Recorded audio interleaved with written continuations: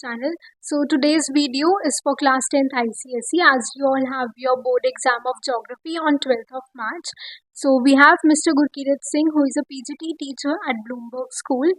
So in today's history paper, students were really happy as the paper that we uploaded on our channel, it was almost the same. The expected questions and the chapters were almost the same. So some of the students are expecting full marks. So we would like to share some tips and tricks for the geography paper as well.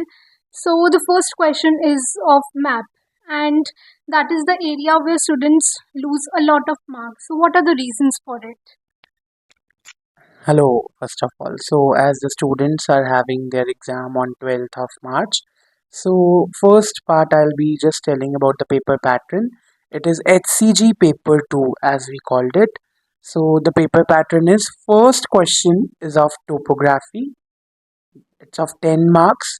5 questions are there and each question carries 2 marks, or it may have sub part of 1 mark each. Question 2 will be of map, and question 3 will be multiple choice questions.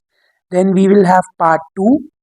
There are total 9 units: climate, soil, natural vegetation, water resources, minerals, and then we have agriculture, industries, transport, and waste.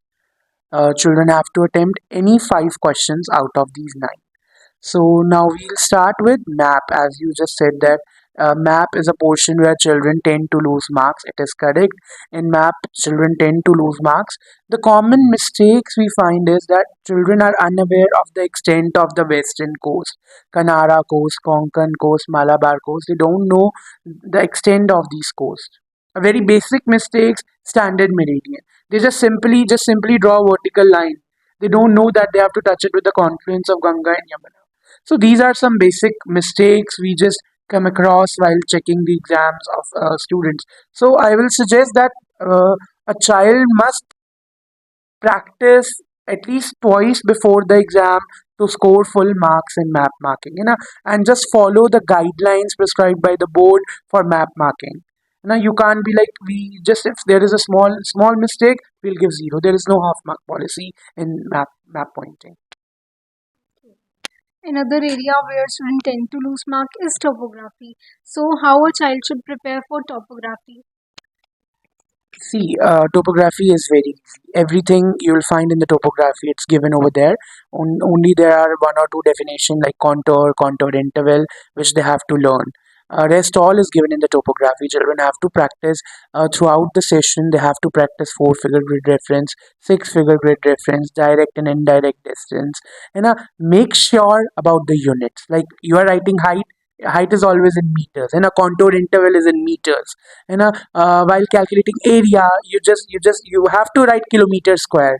No unit, no marks. We have a very simple rule in geography: no unit, no marks. So make sure you just write the units. Even in climate, where we have the database questions, climate based question, while calculating the range, they just don't write the units. So again, no unit, no marks. Make sure you are writing the units while doing your topography, so to score full marks. And children score full marks in topography. It's a easy part, I would say. तो बहुत बार ये होता है बच्चे कहते हैं paper छूट गया. So how they should manage their time while doing the exam? See, time management is really very important. Geography paper is not really very lengthy, so in the 15 minutes of reading time, make wise selection of the questions you'll be attempting. Moreover, just solve the entire topography and map marking and MCQ in the reading time only. So that 11 a.m. the paper starts, and at 11:20 or 25, you just complete your part one, and rest of the time is for your part two. So you can easily finish your paper 15 minutes before the completing time, and you have the time to revise your paper, so that you may not just leave anything, or you'll score full marks with this time management. Just try to complete the part one in the reading time, and just solve it in the reading time.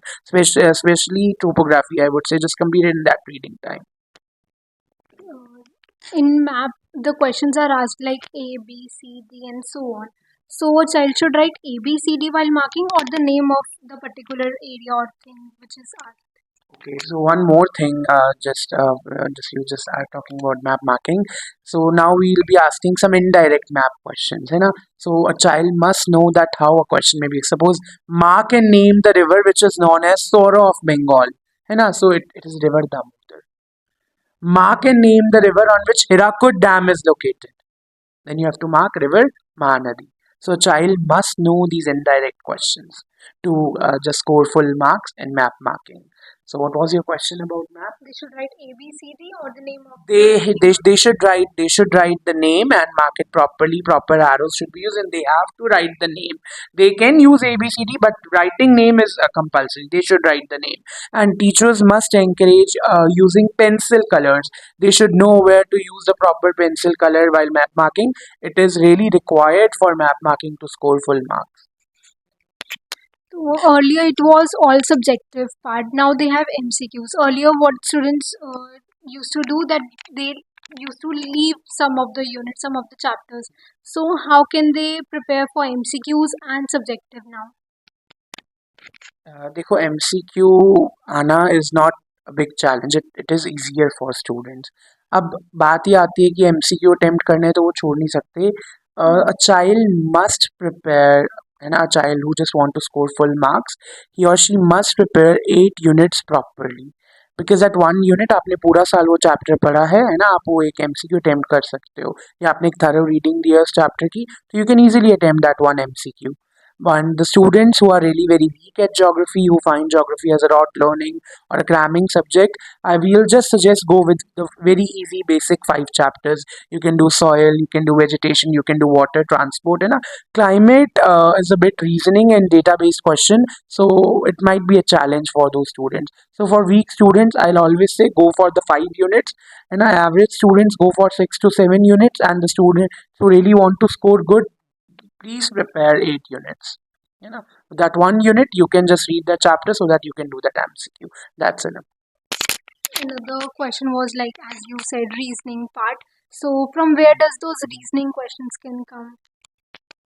In geography, now you'll find almost reasoning in each and every question. Like we'll start with the climate. You will find a 3 marks database question, and you will find a 3 marks reasoning. So you must know that all about the old. You must be aware of the map of India.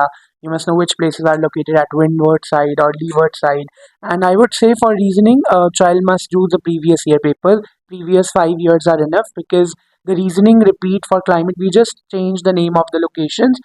Rest the reason is same, and they can find in soil as well. They can find in vegetation as well. So reasoning is like now reasoning. They will find in each and every question 1 or 2 questions will be of reason based. Okay. So thank you so much for your time. So I guess this video would be helpful for all of you.